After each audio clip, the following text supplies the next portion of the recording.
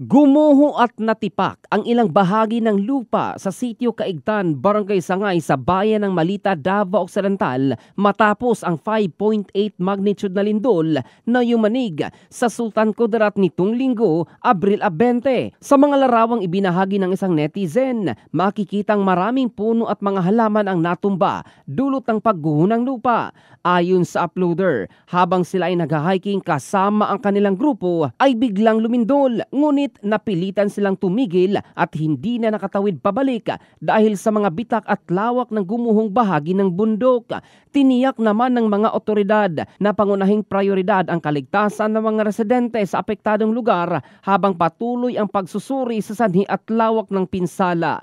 Pinayuhan din ng publiko na maging mapagmatiyag at agad na iulat sa kinaukulan ang anumang kakaibang paggalaw ng lupa o posibleng banta ng landslide at iba pang mga posibleng panganib. In the heart of changing lives, ito si Jofel Candado ng Brigada News Philippines, the Music and News Authority.